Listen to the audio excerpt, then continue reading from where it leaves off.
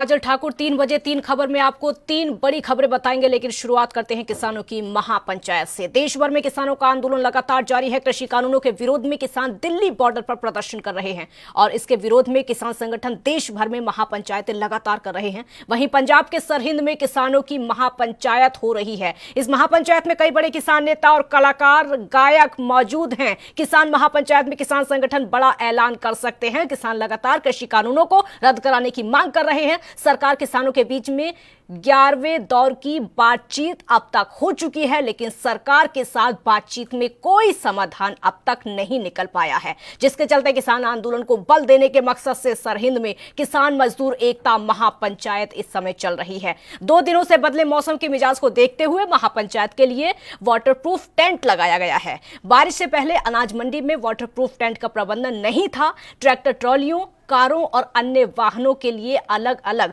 Parking स्थल बनाए गए हैं। आसपास के धार्मिक स्थानों की प्रबंधक कमेटियों ने महापंचायत के लिए लंगर के इंतजाम किए हैं। चढ़ूनी हमारे साथ हैं। किसान महापंचायत आज सरहिंद में है और वहां पर ये पहुंचे। गुरनाम जी, आज आप यहां पर पहुंचे। किसान महापंचायत अलग अलग जगह पर कर रहे हैं। सरहिंद से, शहीदों की धरती है सरहिंद, यहाँ से आपको किस तरीके का समर्थन मिला? देखिए, हम शहीदों की धरती को नमन करते हैं जहाँ पे हम आज खड़े हैं, और यहाँ पे बहुत अच्छी आप भीड़ देख रहे हैं। और यहाँ से जो एक आगाज होता है अन्याय के विरुद्ध लड़ने का, वो पूरे देश में जो है वो फैलता है, और अब भी पूरे देश में फैल गया, आपके सामने है। और ये आंदोलन भी हम जरूर जीतेंगे। कुर्बानियां कितनी देनी पड़े सो बिल्कुल। करीब 4 महीने हो गए, अभी तक समाधान नहीं निकला। सबसे लंबा ये आंदोलन होने को है। 4 महीने हो गए हैं, 300 कुर्बानियां भी हो गई हैं, लेकिन और भी कितनी कुर्बानियां देनी पड़े और भी कभी तक चले, तो ये तब तक आंदोलन लड़ा जाएगा जब तक हम ये आंदोलन जीत। एक आरोप भी लग रहा है गुरनाम जी कि चुनावी राज्यों में आप जा रहे हैं और वहाँ पर बीजेपी के खिलाफ वोट करने की बात कर रहे हैं, तो उससे आप पर राजनीति नहीं है। ये शाबाश देनी चाहिए कि वो पार्टी जो देशद्रोही पार्टी हो, जो देश के विरुद्ध काम कर रही हो, जो कारपोरेट को देश को बेच रही हो, उसको वाकई देश से भगाना चाहिए। इससे धर्म का बड़ा काम, इससे पुण्य का काम और क्या हो सकता है। बिल्कुल। तो गुरनाम सिंह चढ़ूनी का आपने सुना कि इस तरीके से अब उनको हर जगह पर समर्थन मिल रहा है और ये आंदोलन जो है वो आगे बढ़ रहा है। 300 कुर्बानियां भी हो चुकी हैं, ऐसा उन्होंने दावा किया है कि 300 लोग इस किसान आंदोलन में शहीद भी हो चुके हैं, लेकिन उसके बावजूद भी ये किसान आंदोलन लगातार जारी है। जब तक किसानों की मांगे नहीं मान ली जाएगी तब तक ये ऐसे ही जारी रहेगा। इस तरीके से वो दावा करते हुए नजर आए। वीडियो जर्नलिस्ट बलविंदर के साथ हितेंद्र, ANP न्यूज, सरहिंद।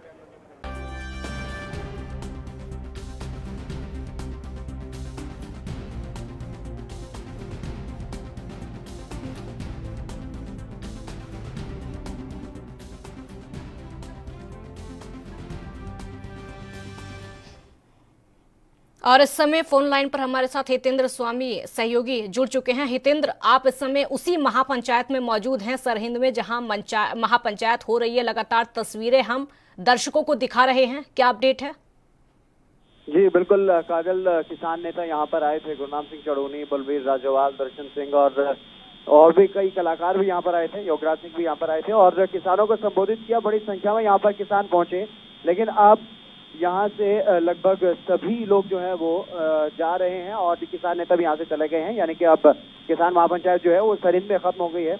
और लगातार जिस तरीके से किसान महापंचायत अलग अलग जगह पर की जा रही है, एक ही संदेश दिया जा रहा है कि केंद्र सरकार जिस तरीके से जिद कर रही है, हट पर अड़ी हुई है, किसानों की बातों को नहीं मान रही है। पहले दिल्ली में यह आंदोलन चला, फिर पंजाब का इसको आंदोलन बताया जा रहा था शुरुआत में, फिर पंजाब हरियाणा का बताया जाने लगा, फिर कुछ और राज्यों में, राजस्थान, उत्तर प्रदेश में, उत्तराखंड में जब किसान बाहर आए, किसानों ने विरोध किया इन कानूनों का, तो कहा जाने लगा कि उत्तर भारत का। लेकिन अब किसान जिस तरीके से हर राज्य में जा रहे हैं, महापंचायत कर रहे हैं, तो किसान नेताओं का ये मानना है, ये कहना है कि अब पूरे देश में ये किसान आंदोलन जो है वो चल रहा है। अलग अलग जगह पर इस तरीके की महापंचायत हो रही है।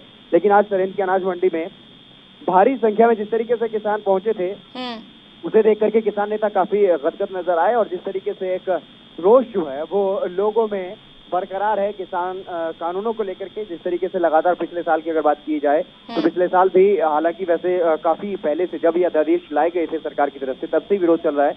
लेकिन नवंबर में जब दिल्ली की तरफ कूच किया किसानों ने, तो उसके बाद से लगातार जो पंजाब की जो स्थिति बनी हुई है, पंजाब में लगातार किसानों में वो गुस्सा, वो आक्रोश जो शुरुआत में देखने को मिलता था वो अभी भी देखने को मिल रहा है। और ये आंदोलन जो है वो लगातार चल रहा है। और इसी बीच ये आज की जो सरहिंद में किसान महापंचायत की गई थी वो काफी सफल कही जा सकती है। हितेंद्र, भारतीय किसान यूनियन के अध्यक्ष गुरनाम सिंह चढ़ूनी का कहना है कि एक नया आगाज इस महापंचायत के जरिए आज हो रहा है। भले ही अब तक कई महापंचायतें हो चुकी हैं, कई बार प्रदर्शन हो चुका है, लगभग हर रोज इस तरह की महापंचायत होती हैं, लेकिन सरहिंद में जो महापंचायत हो रही है इस समय एक नया आगाज यहाँ से हो सकता है, क्या लग रहा है? बिल्कुल काजल, जब हमने उनसे बात की तो उनसे जानने की कोशिश की कि आज की इस किसान महापंचायत को आप कैसे देखते हैं, क्योंकि एक इतिहास रहा है सरहिंद का। चाहे वो बंदा सिंह बहादुर की बात करें या फिर माता गुजरी की बात करें या जोरावर सिंह फतेह सिंह की बात करें, तो लगातार जिस तरीके से यहाँ पर अन्याय के खिलाफ लड़ाई लड़ी गई, शहादत दी गई, उसको याद करते हुए एक बार फिर से गुरनाम सिंह चढ़ूनी ने ये कहा कि शहीदों की धरती है और इसको मैं नमन करता हूं। और यहाँ से एक बार फिर से जिस तरीके से जोश यहाँ पर लोगों में देखने को मिला, जिस तरीके से अन्याय के खिलाफ इस धरती पर, इस सरजमी पर पहले भी लड़ाइयां लड़ी गई, उसका एक नया आगाज आज यहाँ से कहा जा सकता है। क्योंकि एक नया जोश और जिस तरीके से यहाँ पर लोगों में उत्साह देखने को मिला और केंद्र सरकार के खिलाफ जो गुस्सा है वो अब लगातार बढ़ता जा रहा है और सब्र का जो बांध होता है वो लगातार अब ये कहा जा सकता है कि टूटने की कगार पर है, लेकिन उसको बरकरार रखे हुए, उसको संभाल कर रखे हुए किसान जो है वो लगातार आंदोलन कर रहे हैं शांतिपूर्ण तरीके से और आगे भी इसी तरीके से इस आंदोलन को बढ़ाने की बात उन्होंने कही है। हालांकि उन्होंने ये भी कहा है किसान नेताओं से जब हमने बात की कि हमें उम्मीद थी कि सरकार मान लेगी, लेकिन अब हमें ऐसा लग रहा है जिस तरीके से सरकार नजरअंदाज करने पर अब डटी हुई है, नजरअंदाज किए जा रही है, बात सुनने को तैयार नहीं है, बात करने को तैयार नहीं है, तो अब ऐसा लग रहा है कि लंबा चलेगा आंदोलन, लेकिन आंदोलन रुकेगा नहीं। आंदोलन जो है वो यूं ही चलता रहेगा। एक और बड़ा सवाल है हितेंद्र, क्योंकि आप वहां पर मौजूद हैं इस समय, किसानों से बातचीत भी कर रहे होंगे, और बड़ा सवाल यह है कि राजनीति का आरोप बार बार किसानों पर, किसान आंदोलन पर लगता रहा है पहले ही दिन से कि ये जो आंदोलन है वो राजनीतिक प्रायोजित है। इस सवाल का जवाब जो किसानों के नेता हैं वो कैसे दे रहे हैं आज? बिल्कुल, किसानों के नेता की अगर मैं बात करूं तो मैंने कई किसान नेताओं से ये सवाल किया है, तो कुछ का ये कहना है कि अगर हम यहाँ पर विरोध प्रदर्शन कर रहे हैं, आंदोलन कर रहे हैं, तो इस तरीके के आरोप जो है वो लगना लाजमी है और ऐसे आरोपों से कोई घबराने वाली बात नहीं है। लेकिन वहीं अगर दूसरी तरफ गुरनाम सिंह चढ़ूनी की बात करें तो उन्होंने इसका अलग ही जवाब दिया। उन्होंने कहा कि बीजेपी जो है वो देशद्रोहियों की पार्टी है और इसलिए यहाँ पर इन देशद्रोहियों का अगर विरोध करना, राजनीति करना है तो ये भी चलेगा और इस आंदोलन को किसी भी तरीके से कमजोर नहीं होने देंगे, बल्कि और मजबूती के साथ इस आंदोलन को बढ़ाएंगे। और जब तक ये सरकार कॉर्पोरेट की सरकार बनी रहेगी, आम जनता की सरकार नहीं बनेगी, तब तक इस तरीके के जो आंदोलन है वो लगातार चलते रहेंगे। इस तरीके का जवाब देते हुए किसान नेता जो है वो नजर आए। ठीक है, बहुत शुक्रिया आपका इस पूरी जानकारी के लिए। तो तस्वीरें आप लगातार देख रहे हैं, महापंचायत की तस्वीरें।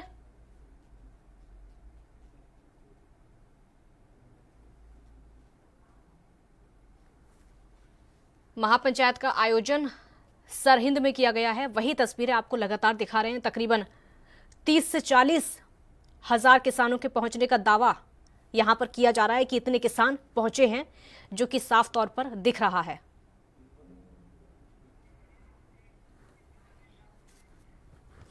शिवराज सिंह किसान नेता फोन लाइन पर इस समय हमारे साथ जुड़ चुके हैं। शिवराज जी, स्वागत है आपका एनबी न्यूज पर। शिवराज जी, आवाज सुन पा रहे मेरा? सुन पा रहे। शिवराज जी, बड़ी महापंचायत आज सरहिंद की जमीन पर की गई है, जिसमें बड़े बड़े दावे किसान नेताओं की तरफ से किए जा रहे हैं। कई जो पंजाबी कलाकार हैं वो खुद यहाँ पर पहुंचे हैं और वो भी पूरा समर्थन किसानों को दे रहे हैं। आपका रिएक्शन?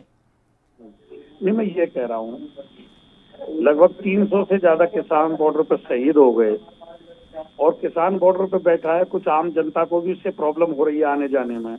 सरकार इस मैटर को निपटा क्यों नहीं रही, सुलझा क्यों नहीं रही, लंबा क्यों खींच रही है? भाई, जब तक मैटर सुलझेगा नहीं, किसान तो पंचायत करता रहेगा। पंजाब में भी करेगा, गुजरात में भी करेगा, हिमाचल में भी करेगा, सारे प्रदेशों में भी करेगा। मरता क्या नहीं करता। सरकार को हमने सिर्फ ये कहा है कि एमएसपी गारंटी कानून बना दे, तो इसमें क्या प्रॉब्लम है एमएसपी गारंटी कानून बनाने में? लेकिन सवाल बार बार राजनीति को लेकर सवाल उठता है कि राजनीतिक प्रायोजित आंदोलन है, इसलिए सरकार सुनने को तैयार नहीं है। सारा राजनीतिक सब धरा रह जाएगा। एमएसपी को गारंटी कानून बना देंगे। ये मौका क्यों दे रहे हैं किसी राजनीतिक को? भाई, जो हमने इनको वोट दिया है, तो जब प्रधानमंत्री खुद गुजरात के मुख्यमंत्री हुआ करते थे तो इन्होंने मुख्यमंत्री मनमोहन सिंह जी को लेटर लिखा था मुख्यमंत्री होते हुए। एमएसपी देश में गारंटी कानून होना चाहिए। किसानों को आश्वासन दिया था, और बड़े बड़े आश्वासन दिए थे कि 5,000 पेंशन होनी चाहिए किसान की 60 साल से ऊपर, किसान कर्ज मुक्त होना चाहिए, डीजल सस्ता होना चाहिए। तो उस समय ये सारे आश्वासन देते थे। एमएसपी गारंटी कानून के लिए खुद प्रधानमंत्री को ये लेटर लिखते थे। आज तो खुद प्रधानमंत्री क्यों नहीं बना रहे? क्या प्रॉब्लम आ रही है? शिवराज जी, लगातार किसान महापंचायतें कर रहे हैं, प्रदर्शन भी कर रहे हैं और किसानों की बातचीत तकरीबन 12 दौर की सरकार के साथ हो चुकी है। किसान नेताओं की, किसान संगठनों की बातचीत हो चुकी है। अभी तक कोई बात नहीं बन पाई है, उम्मीदें हैं अभी बाकी। सरकार अंधी बहरी गूंगी सरकार है और किसानों के आंदोलन को तोड़ने के सारे जुगाड़ लगाती है, लेकिन बात मानने को तैयार नहीं है। आने वाले समय पर हर जगह जहां भी चुनाव होगा इनको जवाब दिया जाएगा। चुनावों में लगातार पहुंच रहे हैं, जिन राज्यों में चुनाव हैं वहां पर किसान नेता पहुंच रहे हैं, राकेश टिकैत भी पहुंच रहे हैं, उन पर भी सवाल उठाए जा रहे हैं। अगर नहीं सुनेंगे तो जवाब दिया जाएगा। या तो सरकार सुन ले, नहीं तो इनको हर जगह जवाब दिया जाएगा। ठीक है, बहुत शुक्रिया आपका हमारे साथ जुड़ने के लिए। हमारे साथ इस समय नरेश टिकैत फोन लाइन पर जुड़ चुके हैं। नरेश जी, स्वागत है आपका एएनबी न्यूज पर। जी धन्यवाद। नरेश जी, लगातार किसान आंदोलन कर रहे हैं, महापंचायतों का आयोजन किया जा रहा है। आज सरहिंद में भी बड़ी महापंचायत हुई है, सबसे पहले आपका रिएक्शन। नहीं, एक तो बताओ, यहाँ से दिल्ली में साथ 125 दिन हो गए जी। तो पंचायत क्या है, तो अपना परिवार है, किसान परिवार है। तो पूरे भारत में जो समय है, इसमें पूरे भारत में बैठ के हो रही है, सब महापंचायत हो रही। तो सरकार का विरोध हम किस तरह का करें? 1.5-2 लाख आदमी वहां से किसान वहां से बॉर्डर पर बैठे, सरकार जो कि तो है, सरकार का जिद्दी रवैया है, तो क्या करें हम? हमें बताओ, हम ये पंचायत भी ना करे। पंचायत में भी तरह तरह के आरोप लगा रहे सरकार। अब इस तरह की बात है तो आतंकवादी, खालिस्तानी, पाकिस्तानी टुकड़े गए, तो इस तरह की बात क्या है शोभा दे रही सरकार को? नरेश जी, आप अध्यक्ष हैं, भारतीय किसान यूनियन एक बहुत बड़ा संगठन है जो कि नेतृत्व कर रहा है किसानों का, चाहे वो दिल्ली बॉर्डर की बात हो या फिर अन्य राज्यों की बात हो। आप लोग खुद नेतृत्व कर रहे हैं और आप उसके अध्यक्ष हैं उसी संगठन के। और राकेश टिकैत पर लगातार सवाल उठ रहे हैं क्योंकि वो उस आंदोलन का चेहरा है। राकेश टिकैत अपनी बात रखते हैं, जहां पर भी आंदोलन के बारे में कुछ कहना है वो महापंचायतों में जाते हैं, महापंचायतों का रुख करते हैं। राजनीतिक प्रायोजित इसको बताया जा रहा है। नहीं, राजनीति क्या है? तो मैं किस राजनीतिक पार्टी का हम समर्थन कर रहे? क्या है तो किसानों की बात है। राकेश को पूर्ण अधिकार दे रखा हमने, ठीक है, बातचीत वो प्रवक्ता जरूर है, पर पूरा अधिकार है सर बातचीत करने का। सारे किसान संयुक्त मोर्चा है जो बातचीत कोई सरकार करे तो उनका करो। 11 दौर की वार्ता होगी, तो इस तरह की तोड़ने की क्यों बात कर रहे हैं? आंदोलन को तोड़ने की या किसान आंदोलन को समाप्त करने की सरकार बात करे। ऐसा किसानों की क्या समस्या है, ऐसा उस समस्याओं को समाधान करें और ये किसानों को इज्जत से, मान सम्मान के साथ में उठावे वहां से। ठीक है नरेश जी, बहुत शुक्रिया आपका हमारे साथ जुड़ने के लिए। तो ये नरेश टिकैत, अध्यक्ष भारतीय किसान यूनियन के एक वो संगठन जो कि नेतृत्व कर रहा है किसान आंदोलन का पहले दिन से, जो कि चेहरा है किसान आंदोलन का पहले दिन से ही। छोटे से ब्रेक के लिए यहां पर रुकेंगे, जल्द हाजिर होंगे।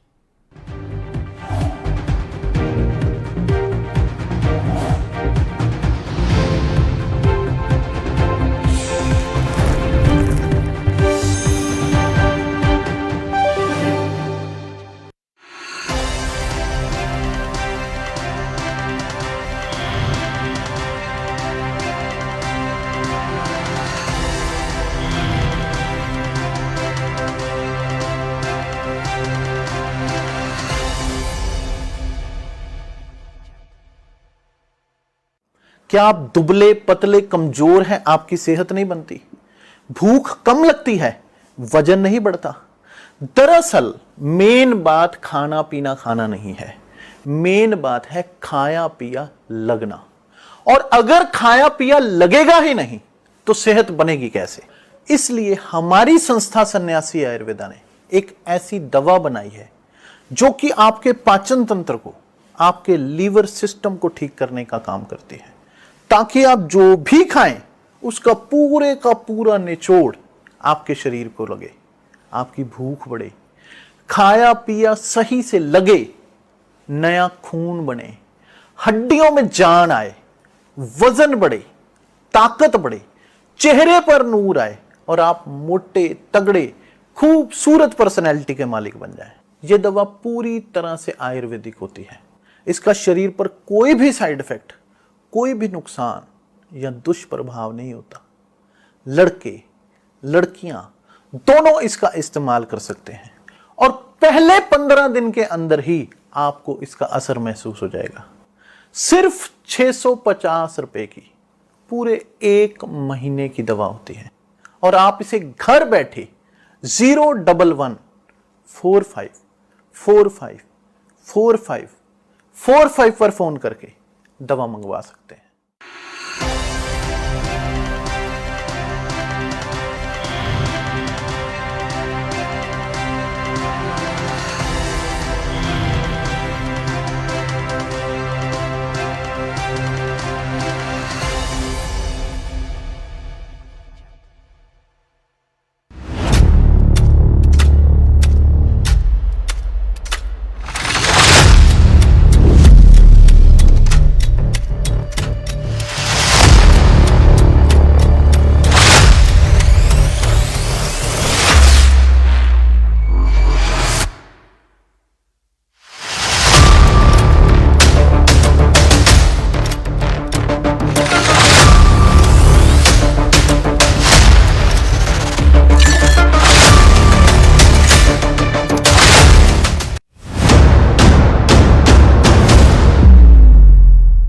हक की बात दोपहर।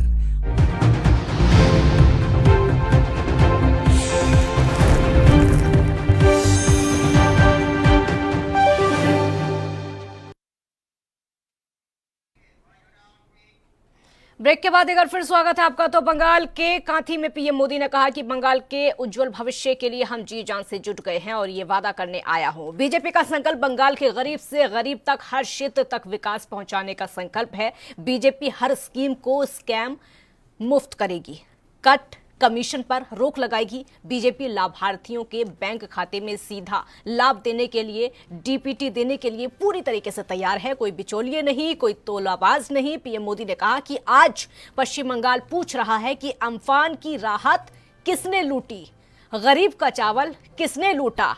अम्फान के सताए लोग आज भी टूटी हुई छत के नीचे जीने को मजबूर आखिर क्यों हैं?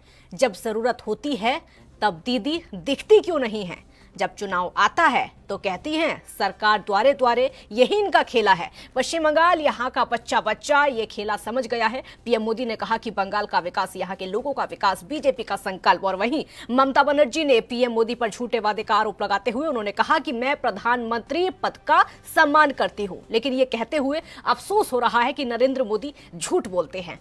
मोदी केवल बड़ी बड़ी बातें करने हैं और सभी के बैंक खातों में 15-15 लाख रुपए देने जैसे बड़े बड़े झूठे वादे किए थे, जबकि घरेलू रसोई गैस के सिलेंडर के दाम आसमान छू रहे हैं। ममता बनर्जी ने साथ में ये भी कहा कि चुनाव से पहले यहाँ पर समस्या पैदा करने के लिए भेजा गया है और हमारे लिए बाहरी गुंडे भेजे गए हैं। हम बरसों से बंगाल में रह रहे दूसरे राज्य के लोगों पर बाहरी होने का ठप्पा नहीं लगाते।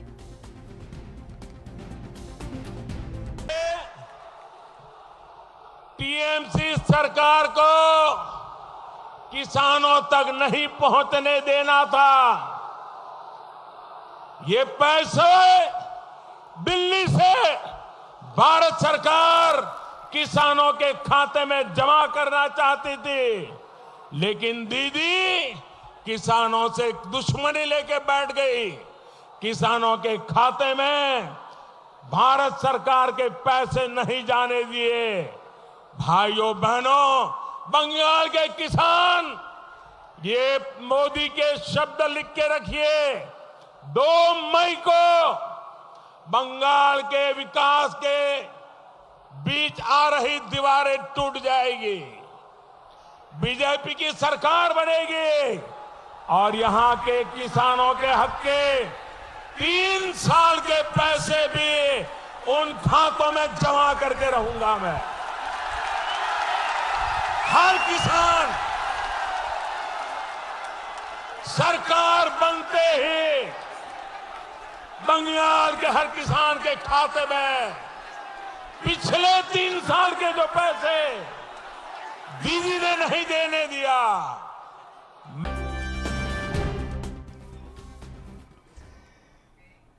और इसी बीच उत्तराखंड से इस वक्त की बड़ी खबर आ रही है और बड़ी खबर आपको बता दें, कुंभ को लेकर इस वक्त की बड़ी खबर आपके सामने। हरिद्वार के कुंभ मेले में शामिल होने के लिए कोरोना टेस्ट जरूरी है। इस वक्त की बड़ी खबर उत्तराखंड से आपके सामने। सीएम तीरथ रावत के ऐलान को गलत बताया हाई कोर्ट ने, क्योंकि उन्होंने लगातार भीड़ की बात कही थी। कुंभ में आने के लिए कोविड-19 नेगेटिव रिपोर्ट जरूरी है। हाईकोर्ट ने मुख्यमंत्री तीरथ सिंह रावत के फैसले की निंदा की है और साफ साफ आदेश दिया है कि रिपोर्ट जरूरी है। आरटीपीसीआर रिपोर्ट नेगेटिव होना जरूरी है, उसके बाद ही मेले में जाने की इजाजत मिलेगी।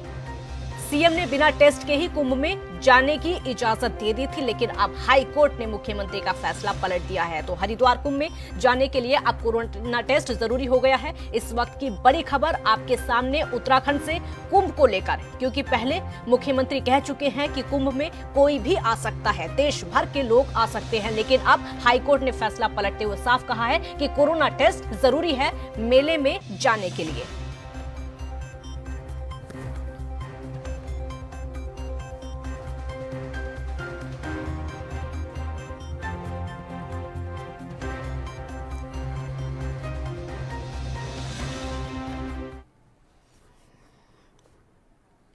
टीएमसी नेता नीरज राज इस समय हमारे साथ जुड़ चुके हैं। नीरज जी, स्वागत है आपका।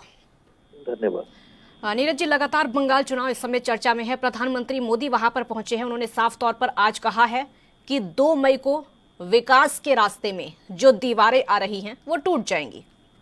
देखिए काजल, वास्तविकता यह है कि प्रधानमंत्री जी जो हैं पूरे देश को बंगाल में जाके एक अच्छा खासा झूठ का संबोधन करते हुए नजर आ रहे हैं।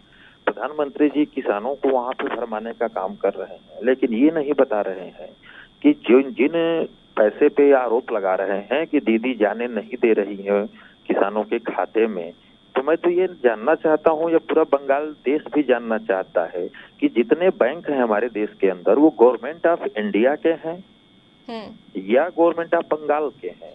और दूसरी चीज ये बताइए कि इनके पोर्टल पे सभी किसानों के खाते हैं, उनका डिटेल है, उनके अकाउंट में अगर डायरेक्ट ये पैसा भेजते हैं तो कौन सी प्रदेश सरकार है जिसको भी रोक सकती है? बैंक गवर्नमेंट ऑफ इंडिया के हैं। दूसरी चीज ये है कि यह बंगाल के जनता को ये बताएं कि जो बंगाल की योजनाएं चल रही है टोटल लगभग 73 लाख किसान परिवारों के लिए चल रही है, तो ये कितने परिवारों को वहां पर दे रहे हैं? मैं बता देना चाहूंगा कि मात्र 23 लाख किसान परिवारों को ही ये अपने मानक के तहत तैयार किए हुए हैं।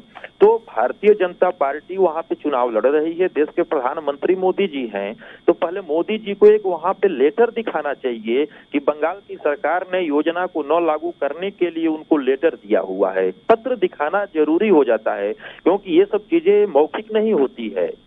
अगर मैं कहूं कि 73 लाख परिवारों को मैं फायदा पहुंचा रहा हूं, तो केंद्र की सरकार 73 लाख परिवारों को फायदा क्यों नहीं पहुंचाना चाह रही है? तो इसको योजना को रोकना नहीं होता। यह तो झूठ है।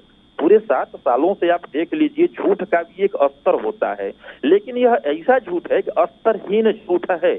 व्यक्ति अपने व्यक्तित्व से ही दूषित होता है। देश में पहली बार ऐसा हुआ है कि देश का एक प्रधानमंत्री जो कि 130 करोड़ लोगों की सिरमौर है, आज वो रूसित होकर घूम रहा है, वहां पर जाकर दांत निपोड़ रहा है कि हमें जिताइए और मैं झूठ का पुलिंदा बांधूंगा। तो झूठ पे राजनीति नहीं करी जा सकती है। जनता का आप कहीं से भी प्रेम प्यार और उनका वोट नहीं पा सकते हैं झूठ बोलकर। आपने किया क्या है वो बताइए। बोल रहे हैं कि हम 3 साल का एक ही बार में दे दूंगा। देश के अंदर ये कितने किसानों को देते हैं? 14.5 करोड़ किसान परिवार हैं। यह कितने किसानों को? ठीक है, बिल्कुल बिल्कुल नीरज राय जी, बहुत शुक्रिया आपका हमारे साथ जुड़ने के लिए। तो इस समय पश्चिम बंगाल में पूरी तरीके से घमासान मचा हुआ है। इस वक्त की बड़ी खबर आपको बता देते हैं, जो कि सीधे मुंबई से आ रही है। एंटीलिया केस को लेकर घमासान मचा हुआ है महाराष्ट्र की राजनीति में भी। और आपको ये भी बता दें कि जिस तरीके के आरोप, जिस तरीके खुलासे निकलकर सामने आ रहे हैं, मनसुख हिरेन केस में महाराष्ट्र एटीएस को बड़ा झटका लगा है। बड़ी खबर आपके सामने, एटीएस को बड़ा झटका। कोर्ट ने कहा है कि केस एनआईए को सौंपा जाएगा। अब ये जांच एनआईए करेगी। गृह मंत्रालय ने एनआईए को जांच सौंप दी है और ये केंद्रीय गृह मंत्रालय ने अब जांच सौंपी है। ठाणे कोर्ट ने आज महाराष्ट्र एटीएस को बड़ा झटका दिया है। इस वक्त की बड़ी खबर आपके सामने, मनसुख के जितने भी केस थे और आपको ये भी बता दें सभी दस्तावेजों को लेकर जांच की गई है। बड़ी खबर आपके सामने, एंटीलिया केस मामले को लेकर अब जांच एनआईए करेगी। तो महाराष्ट्र के बीड जिले में 26 मार्च से 4 अप्रैल तक के लिए पूरी तरीके से लॉकडाउन लगा दिया गया है। नागपुर, मुंबई और पुणे के अलावा बीड जिले में भी बड़ी संख्या में बीते कुछ समय से कोरोना के मामले लगातार मिल रहे थे। इससे पहले नागपुर में भी प्रशासन ने 15 से 21 मार्च के लिए कंप्लीट लॉकडाउन लगा दिया था। तो महाराष्ट्र के कई जिलों में नाइट कर्फ्यू भी लगा है। 10 दिनों के लॉकडाउन के दौरान सभी मैरिज हॉल, होटल और रेस्टोरेंट बंद रहेंगे। इसके अलावा सभी स्कूल और कॉलेज को भी बंद रखने का आदेश दिया गया है। निजी दफ्तरों को भी बंद रखने का आदेश जारी कर दिया गया है और कर्मचारियों से यथासंभव वर्क फ्रॉम होम करने की हिदायत दे दी गई है। हालांकि इस दौरान दूध, दवा, सब्जी और राशन जैसी जितनी भी जरूरी चीजें हैं उन सब की जो दुकानें हैं वो खुली रहेंगी। महाराष्ट्र में कोरोना का कहर लगातार जारी है। राज्य में नागपुर, पुणे, मुंबई, अहमदनगर, औरंगाबाद समेत तमाम जिलों में पाबंदियां लगाई गई हैं। बीएमसी ने मंगलवार को ही होली को लेकर आदेश जारी करते हुए कहा था कि सार्वजनिक स्थानों पर त्योहार मनाने की अनुमति नहीं है। आपको ये भी बता दें कि महाराष्ट्र के अलावा गुजरात के भी 4 शहरों में नाइट कर्फ्यू लगा है, जबकि मध्य प्रदेश और राजस्थान के कई शहर में पाबंदियां लगातार हैं। पंजाब के 12 जिलों में सरकार ने नाइट कर्फ्यू का ऐलान किया है। उसके अलावा दिन में भी 1 घंटे के लिए वाहनों को रोकने का फैसला किया गया है। और इसी के साथ 3 बजे की खबरों में फिलहाल इतना ही। आप देखते रहिए ANB न्यूज। नमस्कार।